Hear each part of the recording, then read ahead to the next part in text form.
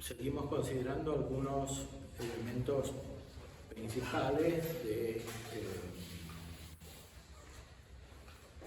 las elecciones que corresponden al seguimiento de la única vocación divina a la vida perfecta. Es importante recordar que el Evangelio habla de perfección, ya lo citamos: sed perfectos como vuestro Padre Celestial es perfecto. Santo Tomás se pregunta aquí, en la cuestión 184, acerca del estado de perfección. Y para eso hay que considerar la perfección misma, que está dada por la caridad. Antes había distinguido el estado de los principiantes, los avanzados y los perfectos, que fundamentalmente corresponde a las tres edades, a los tres tipos de vida espiritual: purgativa, iluminativa y unitiva. La vida perfecta es la unitiva, donde está la perfección de la caridad.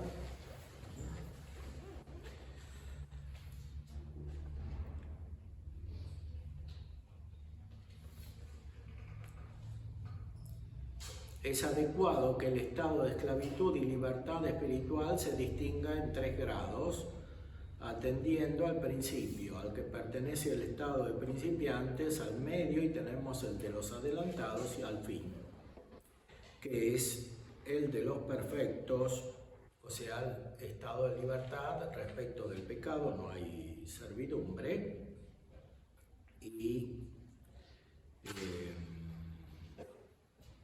avance en el bien según la caridad.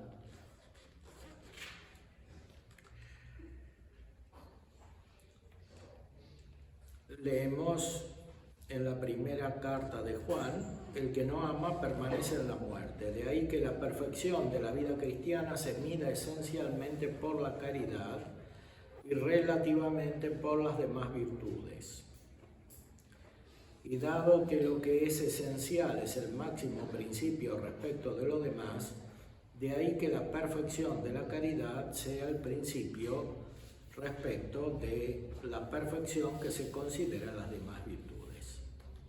Entre estas virtudes está la religión. La religión es una virtud moral que pertenece a la justicia respecto de Dios. En la tradición se habla de vida religiosa como una vida que rinde totalmente culto a Dios según esta parte de la virtud de la justicia. Pero la religión no es la virtud más elevada. En cuanto a su objeto, la virtud más elevada es la caridad. Y la religión está al servicio de la caridad y también de la fe y de la esperanza. En este sentido, todas las virtudes morales se ordenan a la contemplación, como ya dijimos, y entre estas virtudes morales está la religión y la vida religiosa. Entonces, el culto divino, el mismo culto divino, los mismos sacramentos y hasta la misma Eucaristía tienen su fin último en la perfección espiritual, la misma que tienen los ángeles y los santos en el cielo, y de la cual nosotros participamos justamente a través de este culto divino, que tiene muchas manifestaciones, como la oración, los sacrificios, las ofrendas, y también el ofrecimiento de toda la vida, que Santo Tomás llama holocausto con la tradición, refiriéndose simbólicamente al Antiguo Testamento, donde había sacrificios que consistían en quemar toda la ofrenda. En el Antiguo Testamento tenían un significado solamente umbroso, lejano, en la sombra, porque no producían la gracia. El sacrificio espiritual y perfecto, como dice el canon de la misa, o el sacrificio racional, produce la gracia en los que están bien dispuestos. Y así es con la vida religiosa y con todo tipo de vida cristiana. Toda la vida cristiana tiene que ser un sacrificio espiritual ofrecido a Dios. El sacrificio no necesariamente es doloroso, no es una destrucción como en el Antiguo Testamento, y menos como en las religiones paganas. El sacrificio es un acto por el cual voluntariamente se ofrece algo a Dios. Entonces, el sacrificio más perfecto es la misa, que no es sacrificio porque se destruya algo, porque Cristo ya se ofreció de esta manera, ofreció su propio cuerpo a la muerte, su propia vida a la muerte, pero la esencia de ese sacrificio de Cristo era la caridad, que es un acto espiritual, el amor que tenía al Padre y a los hombres, y por eso los unía. Y el sacrificio que hace ahora en la misa es, por una parte, una renovación, una actualización de otra manera, incruenta, sin destrucción de lo que hizo en la pasión, y por otro lado es un sacrificio más amplio, porque hace presente también la resurrección y la ascensión a los cielos, e indirectamente todos los misterios de la vida de Cristo que efectivamente están presentes en la liturgia. Entonces, cuando participamos de la Eucaristía, unimos toda nuestra vida y la conectamos con la Eucaristía. Esa conexión requiere una guía espiritual, la paternidad espiritual está justamente para eso, para conectar la vida con la Eucaristía y con el sacrificio espiritual, para que no haya aspectos discordantes, para que no nos separemos y por un lado estén los actos de culto y por otro lado esté la vida. Eso produce una dicotomía que se tiene que resolver de alguna manera. A veces se resuelve bien y a veces se resuelve mal, pero de cualquier modo entorpece la vida espiritual porque falta de unidad, y Dios es simple y uno, y la vida espiritual es acercarse al ser de Dios. Santo Tomás dice con la tradición que se puede ser perfecto en esta vida, ser perfecto como vuestro Padre Celestial es perfecto. La perfección de la vida cristiana consiste en la caridad.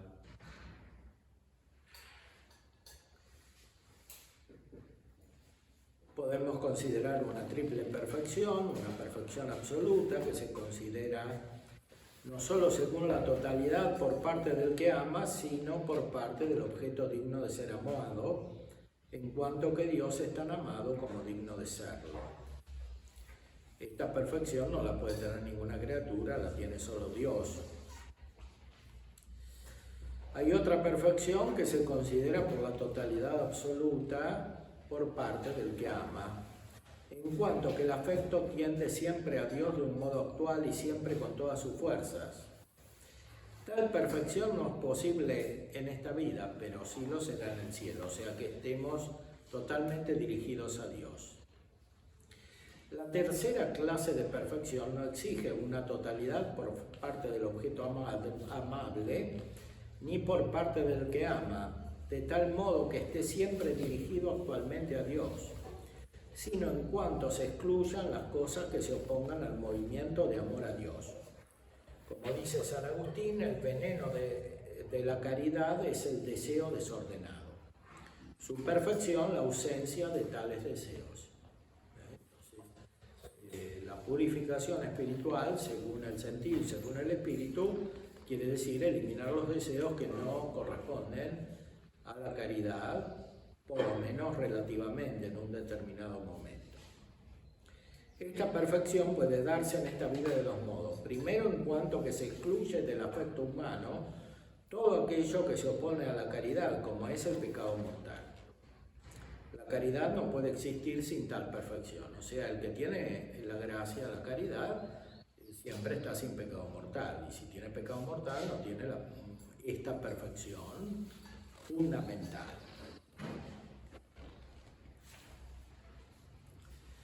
esta perfección es necesaria para salvarse. En segundo lugar, se puede tener la perfección así en cuanto que se excluye del afecto del hombre no solo cuanto se opone a la caridad, sino cuanto impide que el afecto de la mente se dirija totalmente a Dios. Sin esta perfección no puede existir la caridad, por ejemplo, ni en los principiantes ni en los avanzados. O sea, la perfección de la caridad incluye en cada etapa de la vida espiritual dirigir la mente hacia Dios de una manera más intensa, más plena, más total, más abarcativa. Ahora, ¿en qué consiste esta perfección? Ya lo dijimos, principalmente en los preceptos de la ley nueva, la caridad, e instrumentalmente en los consejos evangélicos.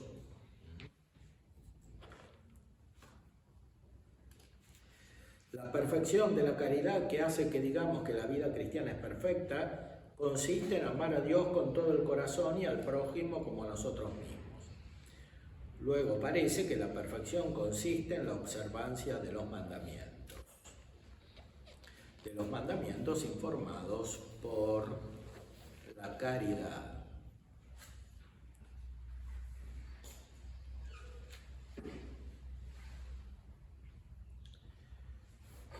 San Agustín dice, ¿por qué pues no ha de exigirse al hombre esta perfección, aunque nadie la alcance en esta vida?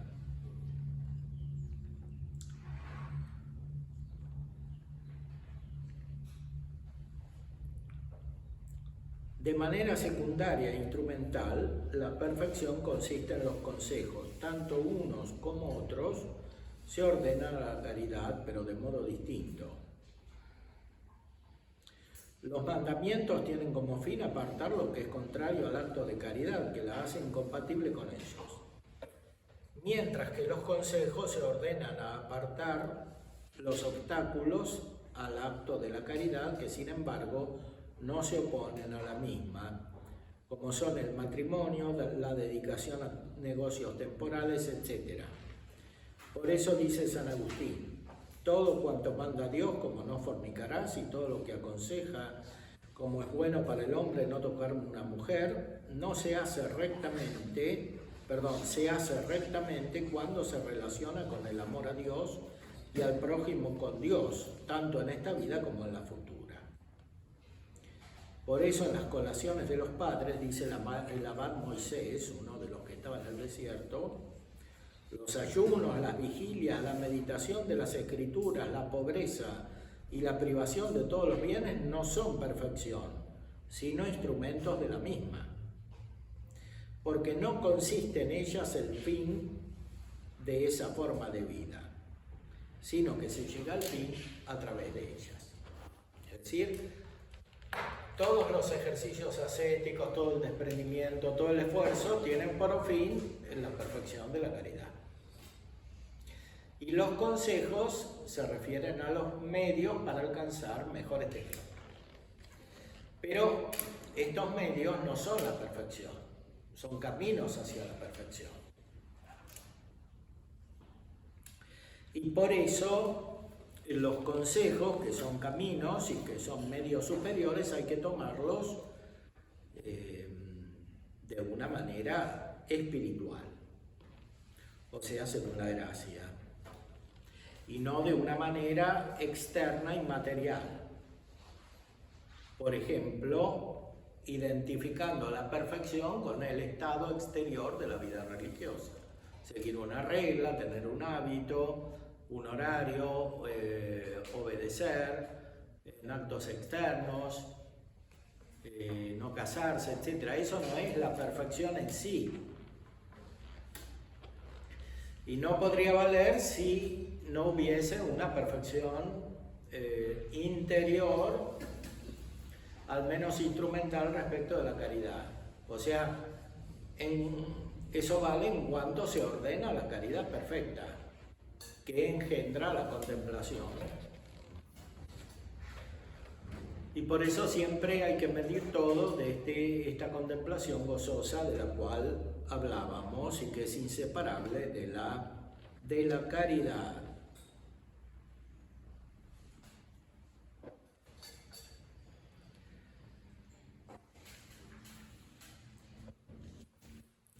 Por eso señala muy bien Santo Tomás que el estado de perfección no coincide con la perfección.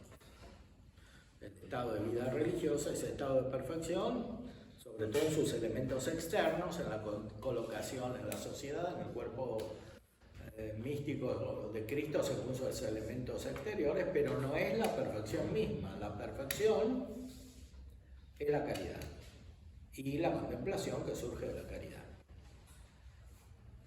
Y los otros son como disposiciones, instrumentos para la caridad. Habíamos visto también en el Tratado de la Ley Nueva cómo hablaba de los consejos evangélicos, que dice Santo Tomás, son útiles a todos. O sea, si uno interiormente quiere seguir los consejos evangélicos, no tiene que pensar mucho, porque son útiles a todos. Y hablando absolutamente, no se puede llegar a la perfección sin seguir los consejos evangélicos, además de sin cumplir los mandamientos. Los mandamientos hay que cumplirlos siempre. Los mandamientos en sentido negativo están en el Antiguo Testamento ya formulados, más perfectamente en el Nuevo, y quitan los impedimentos del pecado. Los mandamientos positivos son el primer mandamiento, el segundo, el tercero, que se dirigen más directamente a Dios, pero sobre todo el mandamiento de la caridad. El mandamiento de la caridad. Y para esto existen los consejos evangélicos, porque la perfecta caridad es muy elevada y está unida con la contemplación, porque en el fondo es la vida de la Trinidad, como dijimos, que está totalmente por encima de la condición de las criaturas y de los hombres. Estos consejos, dice en la cuestión 108, de suyo son útiles a todos, pero ocurre que por indisposición de algunos a esos no les conviene, no sintiendo su afecto inclinado a ellos. Por eso el Señor, al proponer los consejos evangélicos, siempre hace mención de la aptitud de los hombres para cumplirlos. Por ejemplo, al dar el consejo de la perpetua pobreza, en Mateo 19 dice antes, si quieres ser perfecto, y luego añade, vende todo lo que tienes, etc. Lo mismo al dar el consejo de perpetua castidad dijo, hay eunucos que se castraron a sí mismos por el reino de los cielos, y luego añade, el que pueda practicarlo, hágalo. Y lo mismo San Pablo, en la primera a los Corintios, después de dar el consejo de virginidad, dice, lo digo para provecho vuestro, no para tenderos un lazo. Entonces, los consejos evangélicos por sí mismos contienen como una disposición para seguirlos. Y hacen percibir la inclinación a seguirlos. Y eso se percibe tanto más cuanto más se los entiende de manera espiritual y menos de manera exterior, aunque el elemento exterior también es constitutivo por la naturaleza humana que dijimos, que tiene una parte corporal y se expresa en actos externos, pero lo principal es interior. Entonces, para seguir los consejos evangélicos, primero hay que quererlo. Primero hay que percibir que son las recomendaciones de Cristo. que no pueden fallar, que siempre es bueno seguirlos y después querer seguirlos. Cuando uno los quiere seguir, va encontrando los modos de seguirlos, las oportunidades y los tiempos.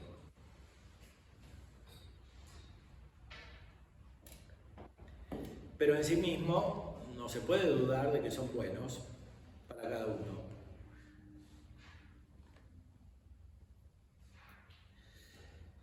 ¿Cuál es la consecuencia práctica que el mismo Santo Tomás saca de este pensamiento? Lo vemos en el último artículo de toda la segunda parte, o sea, de la parte moral y espiritual, diríamos hoy también. Se pregunta aquí, ¿es aconsejable entrar en religión sin pedir el parecer de muchos y sin haberlo pensado durante largo tiempo? Religión quiere decir en la vida religiosa, ¿no? Vida religiosa que en su época era sobre todo la vida monástica. La vida religiosa occidental, como dijimos, desciende de las formas de vida monástica en África, en Egipto, la de San Agustín, que también estaba en África, la de San Benito, que estaba cerca de Roma, y otras formas que se fueron desarrollando sobre la base de estas. Los orientales siguieron con otra tradición, especialmente inspirados en San Basilio, hasta el día de hoy. Estas formas se entendían en esa época sobre todo como estados de vida, además de como caminos de perfección, como estados de vida, eran muy visibles, ¿no? En el hábito, en la regla, en la situación en el conjunto de la iglesia. Eran estados, o un estado de vida, junto con otros. Pero ya en esa época algunos empezaron a entenderlo de una manera más espiritual. Por ejemplo, estaban las beguinas. Las beguinas eran como las laicas consagradas de ahora. O sea, seguían los consejos evangélicos, pero no eran religiosas. Y eso se siguió considerando después también, cuando San Francisco de Sales fundó las religiosas de la Visitación. La fundó así también, ni siquiera tenían votos, o sea, seguían los consejos evangélicos libremente. Después se fueron institucionalizando hasta llegar a ser como ahora. Pero eso nos ilumina acerca de que no hay que identificar el estado de vida con el seguimiento de los consejos evangélicos, ni con una determinada regla de vida, ni con una situación jurídica en la sociedad civil y en la iglesia.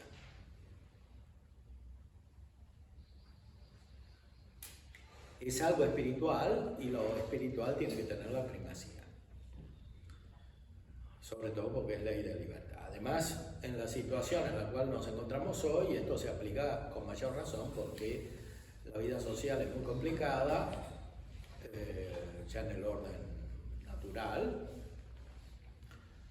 jurídico, civil, y la vida de la iglesia también es muy complicada por la interferencia de distintas ideologías y porque además la iglesia en nuestra época es muy grande y abarca muchas culturas, muchas formas de vivir y también hay más errores que antes porque se van acumulando, así como también hay más santidad que antes porque va creciendo el cuerpo místico. Entonces, no hay que interpretar esto de una manera exteriorifica, sino que hay que mirarlo de una manera muy espiritual, y sobre todo asistido por los dones del Espíritu Santo. Y así lo entiende Santo Tomás cuando se refiere a la vida religiosa en su época.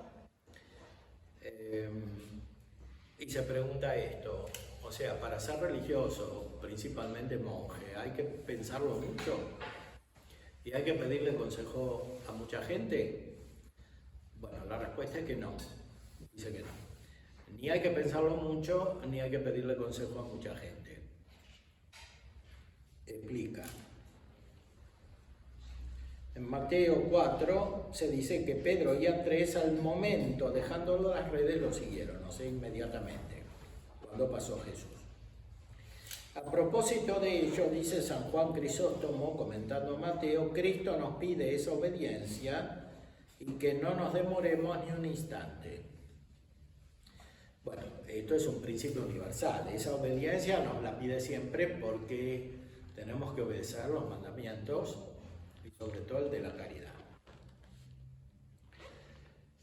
Pero también nos está indicando que hay otros modos de obediencia que corresponden a los consejos y que son más libres justamente porque corresponden a los consejos y están más en el orden de la amistad divina que da y hace recibir consejos que en el de los preceptos.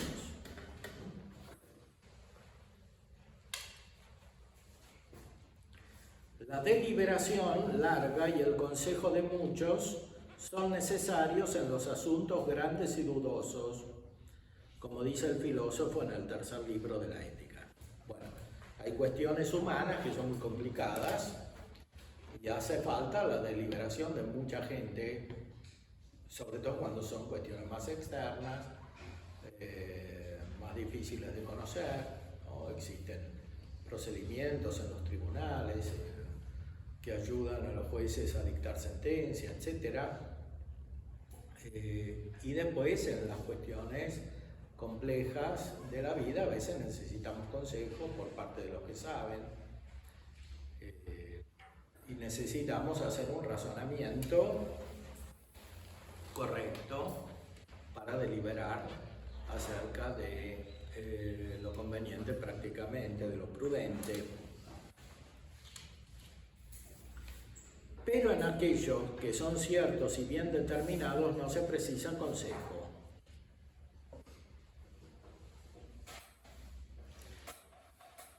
O sea, no hay que deliberar en lo que no da lugar a dudas, porque es claro. Normalmente es más claro lo que es más elevado, salvo accidentalmente, puede ser más oscuro por la indisposición del sujeto, pero en sí es más claro, como dice Aristóteles cuando habla de las cosas divinas en el segundo libro de la Metafísica, que en sí son claras, pero para nosotros nos pueden dejar con una cierta ceguera como el murciélago ante la luz del sol o la lechuza.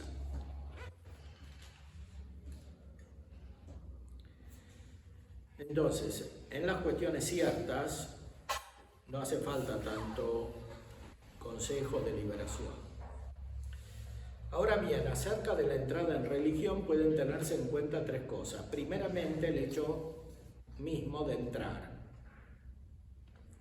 En cuanto a este, es ciertamente un bien mejor y quien duda de esto contradice de suyo a Cristo que la aconsejó.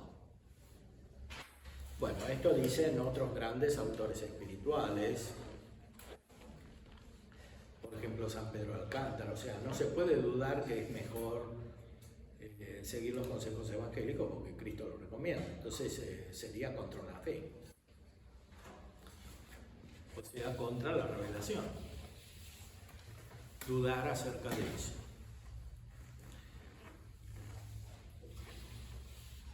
Por eso dice San Agustín,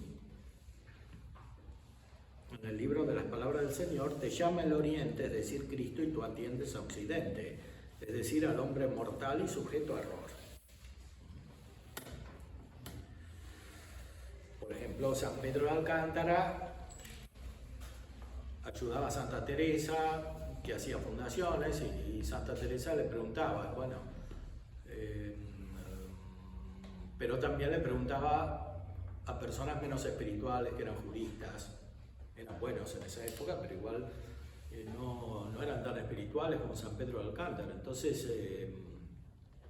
él le dice que no tiene que consultarles a esos que son menos espirituales. Por ejemplo, respecto de la pobreza, que era la duda que tenía. Porque si hace eso, es como descender de nivel espiritual. Por eso hay que pedir consejo, si se pide, en las cosas dudosas a las personas más espirituales, no a las menos espirituales. Y esas hay que buscarlas y encontrarlas y orar a Dios para que aparezcan. Hay que pedir consejo a los que hablan más como Cristo que según la mente humana. En segundo lugar, puede considerarse el ingreso en religión referido a las fuerzas de aquel que tiene intención de hacerlo. Tampoco en este sentido debe tener lugar la duda, puesto que quienes ingresan en religión no confían en poder perseverar por sus propias fuerzas, sino con la ayuda de la virtud divina. Según las palabras de Isaías, los que esperan en el Señor recibirán nuevas fuerzas, andarán y no desfallecerán.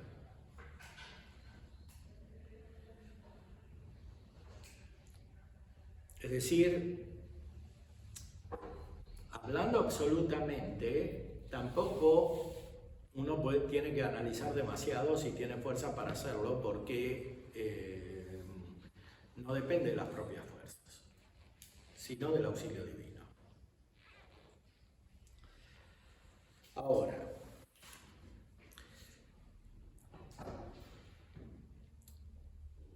por si hay algún impedimento especial, como puede ser una enfermedad, el peso de deudas, etc., entonces es necesario pensarlo bien y consultar con personas de las que se espera que sean una ayuda y no un obstáculo. Bueno, aquí comienzan a intervenir los elementos naturales. Bueno, una persona puede estar enferma físicamente y no poder emprender un determinado camino de vida monástica, por ejemplo, o de consagración a Dios especial con elementos externos, porque lo interior siempre se puede hacer. Aquí se está hablando de elementos exteriores, como también los que se relacionan con la justicia. Aquí habla de deuda, pero hay otro tipo de deuda, la relación con los padres que no tienen quien los cuide y están enfermos, o otras situaciones particulares que puede haber, o exigencias del bien común, porque una persona tiene una responsabilidad muy grande que tiene que cumplir para el bien de la iglesia, y aunque sea temporal, ¿no? Y no la puede dejar. Siempre hablando de los que pueden seguir los consejos evangélicos, porque si están en el matrimonio, bueno, los tiene que seguir en la manera que dijimos anteriormente.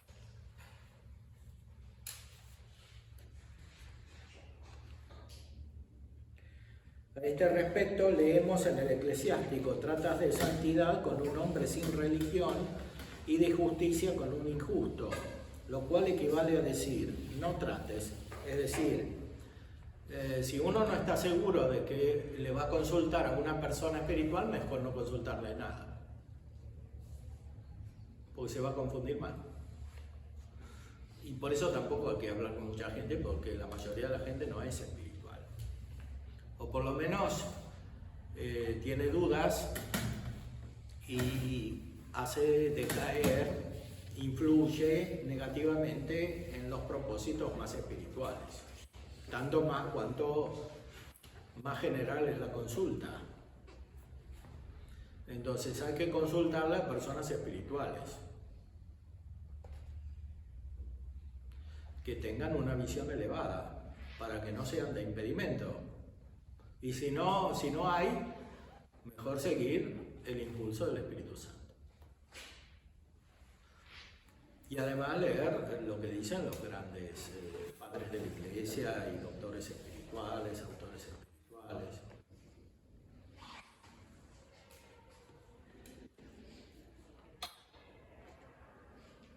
Y sigue diciendo, no los atiendas en cualquier deliberación, sino sea asiduo con el hombre santo. Pero en algunas cosas no es necesario pensarlo mucho tiempo. Por eso dice San Jerónimo a Paulino, apresúrate, te ruego, atado en medio de las olas, rompe la cuerda antes que desatarla.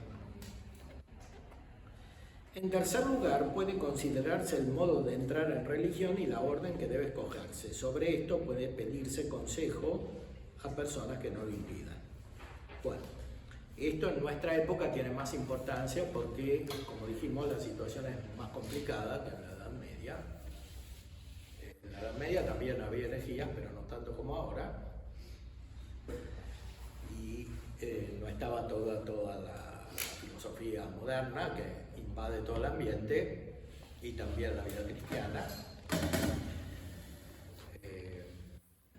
Y no había tantos problemas en la iglesia, que es mucho más complicada que antes. Incluso por el desarrollo de las mismas órdenes religiosas que se fueron multiplicando. Pero con ellas también se multiplicaron los problemas, porque no siempre se mantuvo esta vida espiritual y esta atención a la santidad en la vida religiosa y también en la vida cristiana en general. Esto no afecta solo a la vida religiosa, afecta a toda la organización de la iglesia. Entonces, ahora en este sentido hay más complicación, pero los elementos esenciales permanecen. O sea, querer seguir los consejos evangélicos y decidirlo no tiene inconveniente.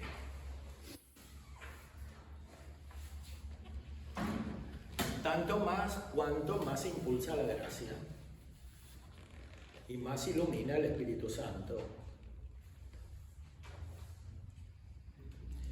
Y por lo que se refiere a decisiones más determinadas, ahí pueden pedirse consejo a personas que ayuden efectivamente en lo espiritual y no impidan.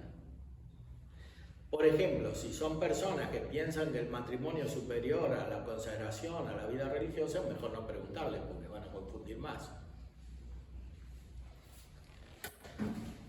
O amigos que piensen eso.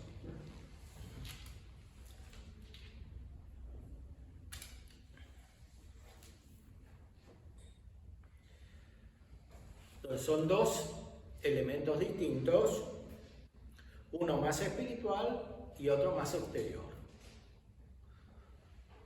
Y en lo espiritual, los principios que dice Santo Tomás, que son evangélicos y que están en otros autores espirituales y en los padres, son principios ciertos, indudables, que se pueden aplicar siempre, incluso sin pedir consejo a nadie. Y los otros, cuanto más determinados son, más están sujetos a una cierta deliberación. Pero esa deliberación no puede prevalecer sobre el impulso de la gracia. Fíjense cómo aquí Santo Tomás finalmente dice lo mismo que San Ignacio, o sea que hay un modo de elegir que es guiado por la gracia directamente. Es esto que dice aquí Santo Tomás. Es decir, que el Espíritu Santo ilumina en este sentido. Claro, la situación de San Ignacio ya era un poco diferente de la de Santo Tomás, era ya el inicio de la época moderna, que es más complicado, entonces desarrolla más el tema con esos métodos que vimos, pero los principios siguen siendo los mismos, los principios espirituales.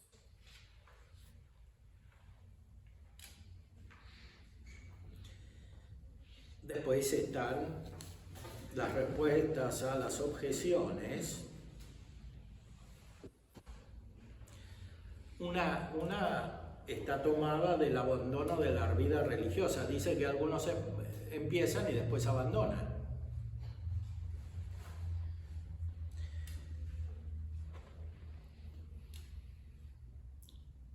Las palabras examinad los espíritus si son de Dios, que está en la primera carta de Juan, son aplicables a los casos dudosos. Por eso San Ignacio habla de un discernimiento de espíritus. En efecto, los que ya están dentro de la religión pueden dudar si el que quiere entrar lo hace guiado por el Espíritu de Dios o pretende engañar. Porque hay personas muy complicadas que son simuladoras y no tienen sinceridad. Bueno, para eso los que están en la vida religiosa se tienen que dar cuenta. Pero eso no lo tiene que analizar el sujeto, lo tiene que analizar el otro, o sea, el que le permite entrar en la vida religiosa. Por eso deben someterlo a prueba para ver si llega movido por el Espíritu de Dios.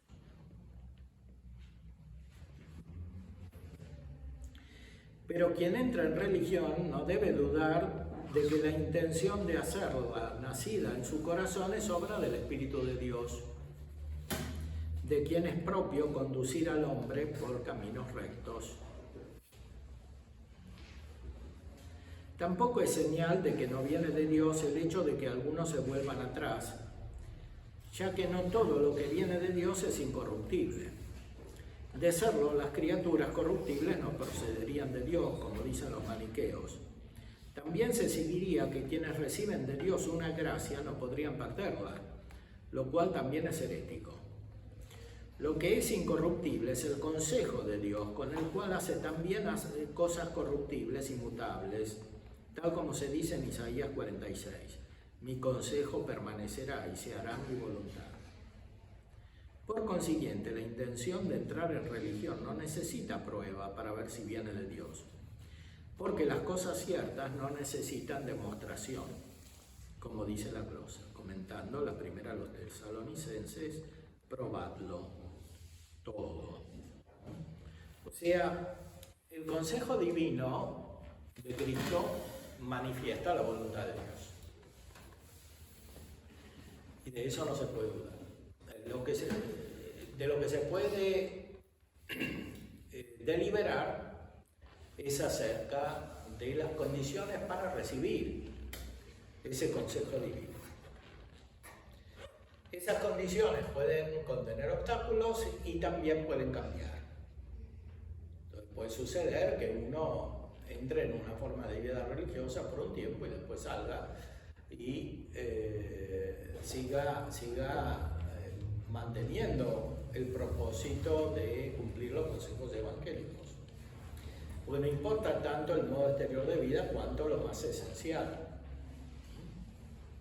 Salvo que tenga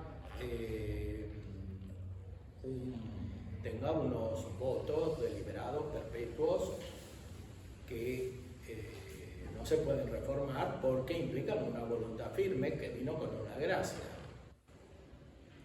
Pero no siempre es así, porque existen muchas formas de seguir los consejos evangélicos, incluso sin votos. Aunque cuando hay votos, que no tienen por qué ser externos, pueden ser internos, hay más gracia porque el voto es un deseo, y un deseo viene de la gracia. La palabra voto quiere decir deseo, algo que un sujeto quiere. No es una obligación externa. Y por eso el voto es válido cuando lo quiere, si no lo quiere no es válido, aunque lo diga.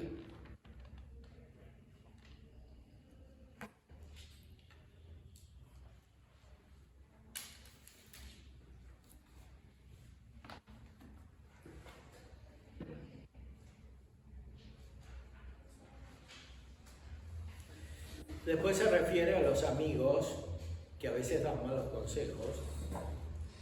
Así como la carne tiene tendencias contrarias a las del espíritu, como dice Gálatas 5, Así también los amigos carnales se oponen al progreso espiritual. Conforme a lo que se dice en Miqueas 7:6, los enemigos del hombre son los de su propia casa. Por eso San Cirilo, comentando el pasaje de Lucas 9, déjame antes de pedirme de los de mi casa, escribe: esta preocupación por avisar a los suyos deja entrever qué dividido está, ya que informar a los familiares y consultar con gentes contrarias a la justa estimación de las cosas indica un ánimo poco esforzado y retraído. Por eso el Señor respondió: nadie que ponga su mano en el arado y vuelva la vista atrás es apto para el reino de Dios. En efecto, vuelve la vista atrás quien busca dilación para poder volver a su casa y consultar con los suyos. O sea, ese deseo de consultar y de deliberar indica que el propósito no es tan firme y tan espiritual. O sea, que puede estar, pero que el sujeto no es totalmente dócil a la acción de la gracia que viene con ese propósito, y por eso quiere consultar, por la duda le digan que no, y así se ahorra el trabajo de seguir esa decisión. A veces pueden ser los amigos, a veces pueden ser los parientes y a veces pueden ser los psicólogos también. Y a veces pueden ser los padres espirituales que no son tan espirituales, que es lo que dice San Juan de la Cruz en sus libros, en la charla contigo. Por eso hay que ir siempre buscando los consejos más espirituales, no los menos espirituales.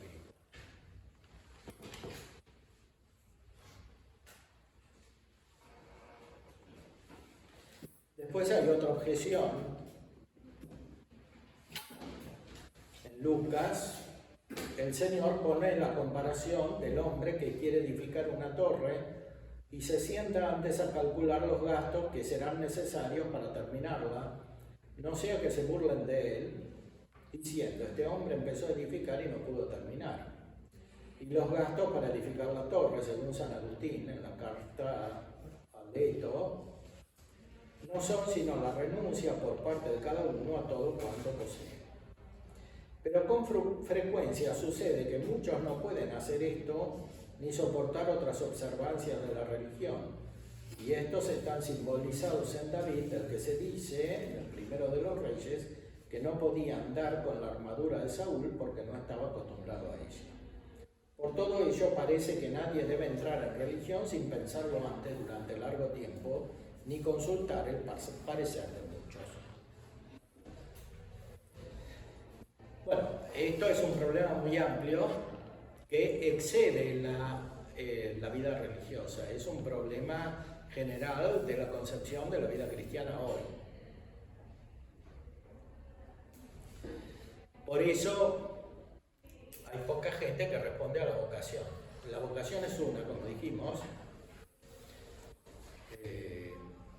Hay poca gente que responde a la vocación a la santidad, que es la vida cristiana misma, según el bautismo. Hay poca gente que después responde a una vocación más profunda, como es la confirmación.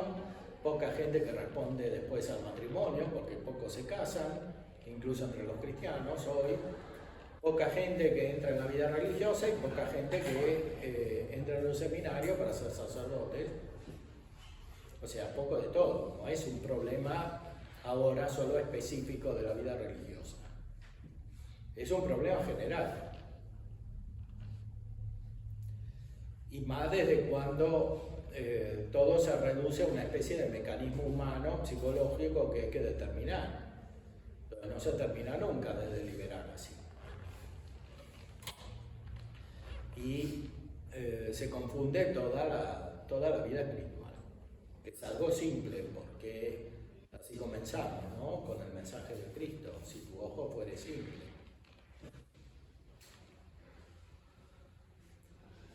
Esta es la objeción, ¿no? que primero hay que calcular, a ver si uno va a poder.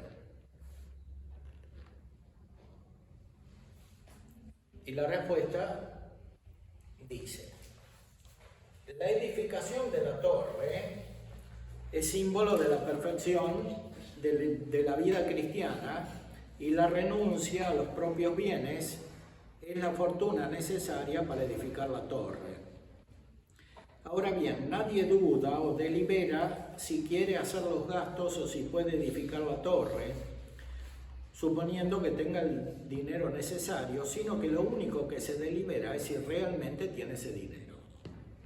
De igual modo, no puede ser objeto de deliberación si debe renunciarse a todas las cosas que se poseen o si haciéndolo se puede llegar a la perfección, sino que se somete a deliberación únicamente si lo que hace es renunciar a todo cuanto posee, ya que si no renuncia a ello, lo cual equivale a tener el dinero, no puede, como añade el mismo pasaje, ser discípulo de Cristo, lo cual equivale a edificar la torre. O sea, no hay que dudar acerca de que el propósito es bueno para todos, sino que hay que dudar o analizar si realmente está hecho a propósito, si uno lo quiere. Que es algo diverso, porque el consejo de Cristo es absolutamente válido siempre.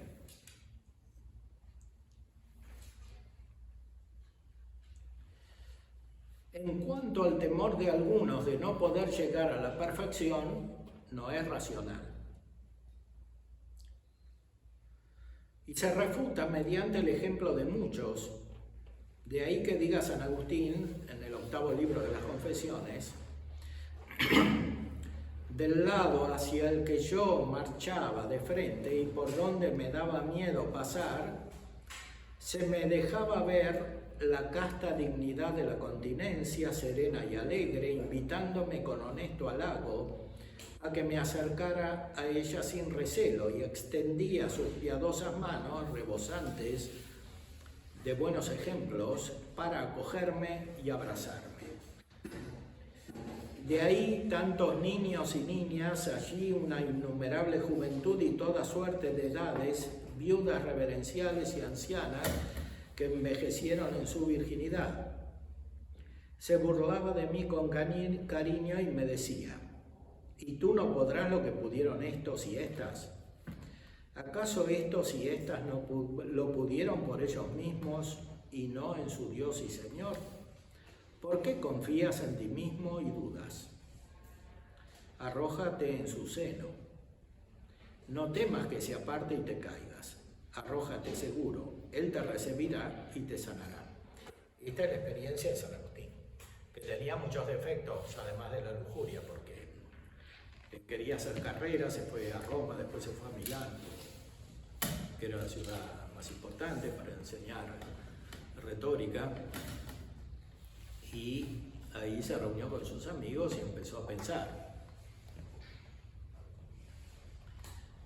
Y se convirtió con la ayuda de San Ambrosio y cambió de vida, ¿no? Y los impedimentos que tenían eran muchos, sobre todo de orden intelectual, porque había pasado por toda clase de sectas. Se había alejado de la verdad, que es muy parecido a lo que pasa ahora, con tantas doctrinas extrañas que proliferan. Y sin embargo, venció la gracia porque él no puso finalmente impedimento, ¿no? Que es lo que describe en su propia vida. Y muchas veces las tendencias de la carne hacen menos obstáculo que los problemas mentales. O sea, las concepciones equivocadas en general, pero sobre todo en la vida cristiana.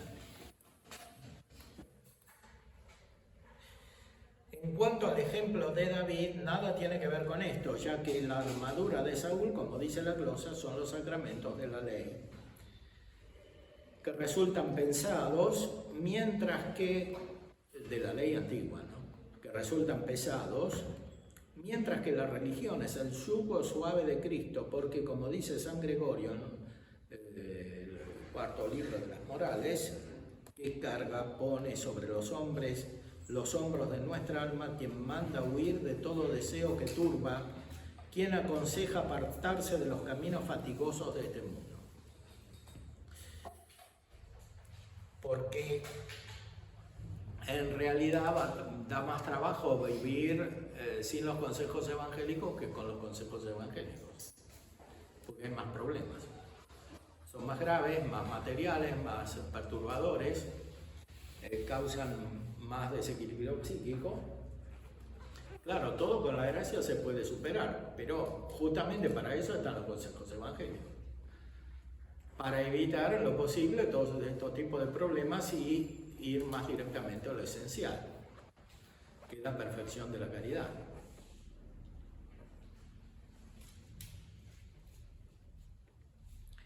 Y a los que cargan sobre sí este yugo suave, promete como alivio el gozo de Dios y el descanso del alma, al cual se digne llevarnos el mismo que lo prometió, Jesucristo, Señor nuestro, que es sobre todas las cosas Dios bendito por toda la eternidad. Amén.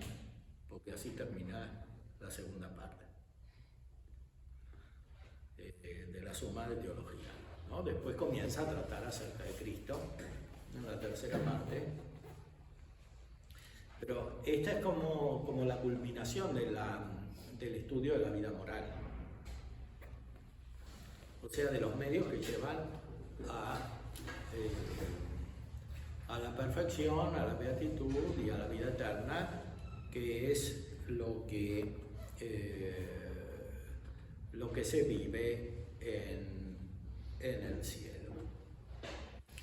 San Juan de la Cruz también lo manifiesta mucho en sus obras, como es necesario vencer los enemigos del alma, ¿no?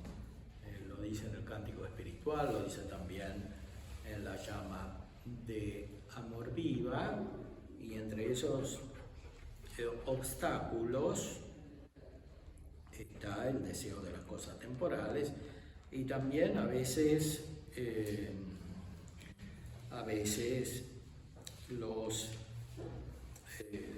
los intereses que dividen el corazón, ¿no? Por eso dice: buscando mis amores iré por esos montes y riberas, ni cogeré las flores, ni temeré las fieras, y pasaré los fuertes y fronteras. Y explica qué quiere decir coger las flores. Por cuanto para buscar a Dios se requiere un corazón desnudo y fuerte, libre de todos los males y bienes que puramente no son Dios, dice en el presente verso y los siguientes el alma, la libertad y fortaleza que ha de tener para buscarle. Y en este dice que no cogerá las flores que encontraré en el camino, por las cuales entiende todos los gustos y contentamientos y deleites que se le pueden ofrecer en esta vida, que le podrían impedir el camino si cogerlos y admitirlos quisiese, los cuales son en tres maneras: temporales, sensuales y espirituales. Y porque los unos y los otros ocupan el corazón y le son impedimento para la desnudez espiritual, cual se requiere para el derecho camino de Cristo, si repasase o hiciese asiento en ellos. Dice que para buscarle no cogerá todas estas dichas cosas. Y así es como si dijera: ni pondré mi corazón en las riquezas y bienes que ofrece el mundo, ni admitiré los contentamientos y deleites de mi carne, ni repararé en los gustos y consuelos de mi espíritu, de suerte que me detenga en buscar a mis amores por los montes de las virtudes y trabajos. Esto dice por tomar el consejo que da el profeta David a los que van por este camino, diciendo: si se ofrecieren abundantes riquezas, no queráis aplicar a ellas el corazón. Lo cual entiende aquí de los gustos sensuales como de los más bienes temporales y consuelos espirituales, donde es de notar que no solo los bienes temporales y deleites corporales impiden y contradecen el camino de Dios, mas también los consuelos y deleites espirituales, si se tienen con propiedad, es decir, con apego, o se buscan, impiden el camino de la cruz del esposo Cristo. Por tanto, el que ha de ir adelante conviene que no se ande a coger esas flores. Y no solo eso, sino que también tenga ánimo y fortaleza para decir: ni temeré las fieras y pasaré los fuertes y fronteras. Es decir,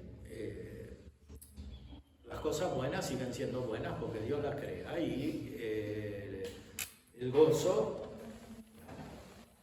es creado por Dios junto con nuestra naturaleza. Entonces no es eso lo malo, el problema es buscarlo como si fuera lo último, con un apego, y eso es lo que impide el avance en la vida espiritual, aunque sean gustos de cosas temporales o de cosas espirituales.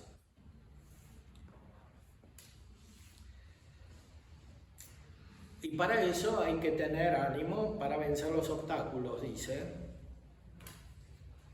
en los cuales versos pone los tres enemigos del alma, que son mundo, demonio y carne, que son los que hacen guerra y dificultan el camino. Por la fiera se entiende el mundo, por los fuertes el demonio, y por las fronteras la carne. Llama fieras al mundo porque el alma que comienza el camino de Dios parece que se le representa en la imaginación el mundo como a manera de fieras, haciéndole amenazas y fieros.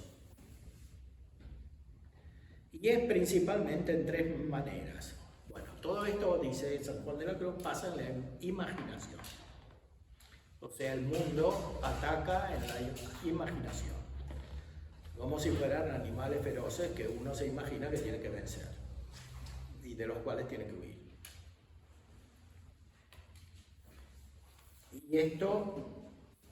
Y es principalmente en tres maneras. La primera, que le da de faltar el favor del mundo, perder los amigos, el crédito, valor y aún la hacienda, es decir, los bienes económicos. Entonces, emprendiendo el camino de la perfección evangélica, uno se imagina cosas, impedimentos que pueden contener el peligro de que se eche hacia atrás cuando los admite.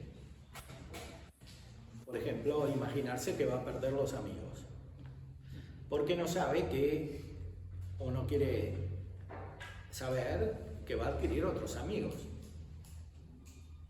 que son los amigos espirituales, que son mucho mejores que los que tenía antes. Y además muchas veces tampoco se pierden los de antes, sino que uno ayuda a que se vuelvan ellos también espirituales. Y lo mismo con los otros bienes. La segunda manera en que afecta todo esto en la imaginación, que es otra fiera no menor, que cómo ha de poder sufrir no haber ya jamás de tener contentos ni deleites del mundo y carecer de todos los regalos de él. O sea, en la imaginación está el hecho de que uno percibe inadecuadamente que no va a tener fuerza porque se apoya sobre su propia fuerza y no cree en la de Dios, que se le otorga. La tercera manera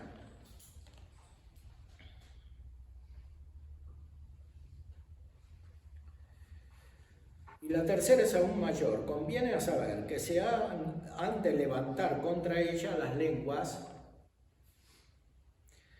y han de hacer burla, y ha de haber muchos dichos y mofas, y la han de tener en poco.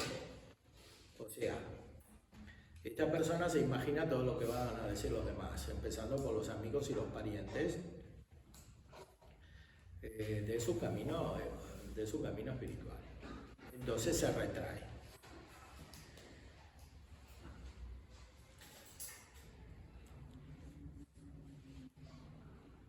Las cuales cosas de tal manera se les suelen anteponer a algunas almas que se les hace dificultosísimo no solo el perseverar contra estas fieras, mas aún el poder comenzar el camino.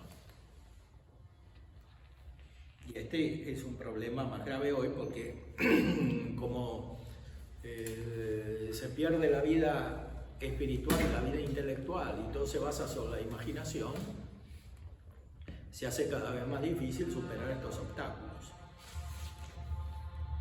Incluso la vida cristiana está toda basada en la imaginación, pues se pone como central lo exterior.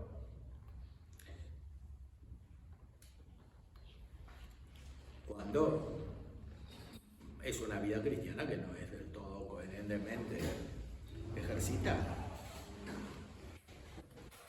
Pero a algunas almas más generosas se les suelen poner otras fieras, más interiores y espirituales, de dificultades y tentaciones, tribulaciones y trabajos de muchas maneras que les conviene pasar, cuales los envía Dios a los que quiere levantar a alta perfección, probándolos y examinándolos como al oro en el fuego, como dice la sabiduría, según aquello de David que dice: multa de tribulaciones y justor. Esto es, las tribulaciones de los justos son muchas, mas de todas ellas los librará el Señor.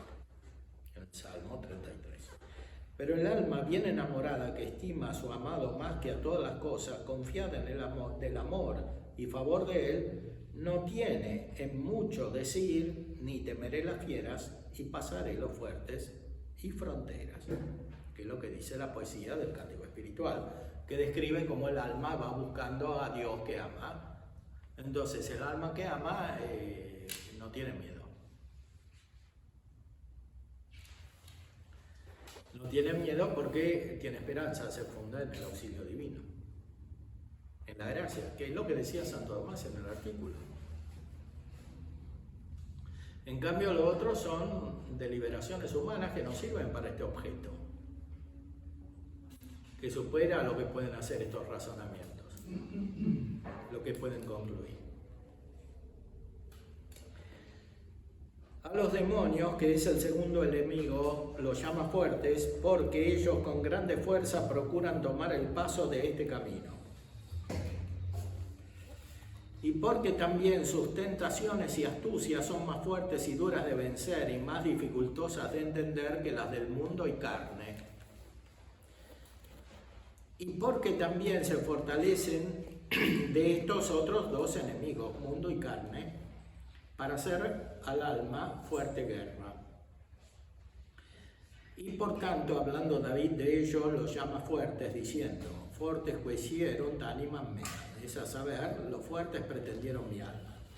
De cuya fortaleza también dice el profeta Job que no hay poder sobre la tierra que se compare a este del demonio, que fue hecho de suerte que a ninguno temiese. Esto es, ningún poder humano se podrá comparar con el suyo, y así solo el poder divino basta para poderle vencer, y sola la luz divina para poder entender sus ardides.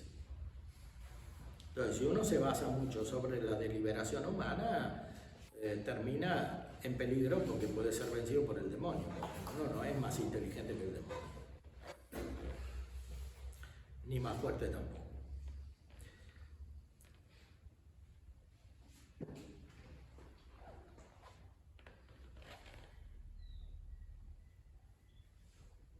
Por lo cual el alma que hubiere de vencer su fortaleza no podrá sin oración, ni sus engaños podrá entender sin mortificación y sin humildad.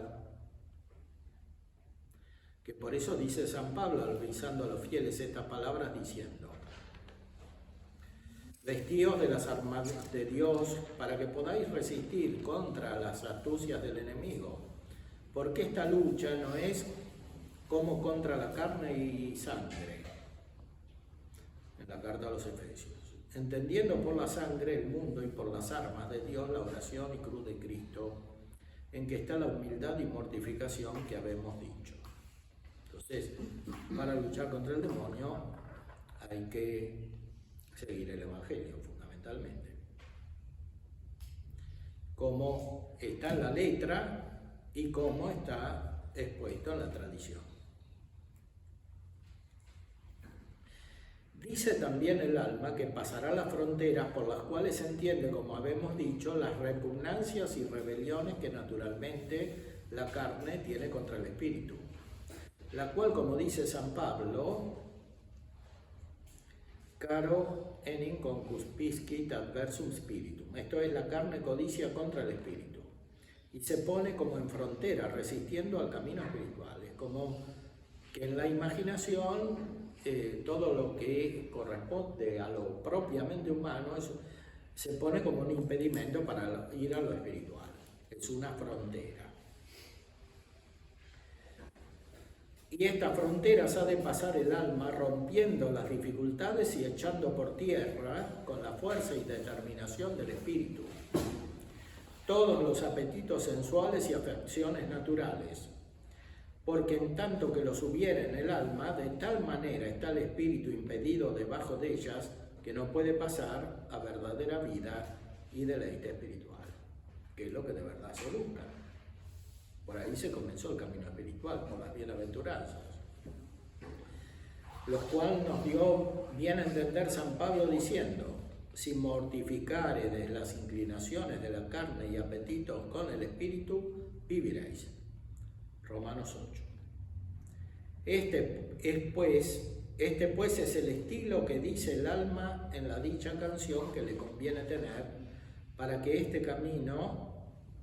este camino buscar a su amado, el cual en suma es tal: constancia y valor para no bajarse a coger las flores, y ánimo para no temer las fieras, y fortaleza para pasar los fuertes y fronteras, solo entendiendo en ir por los montes y riberas de virtudes de la manera que está ya declarada.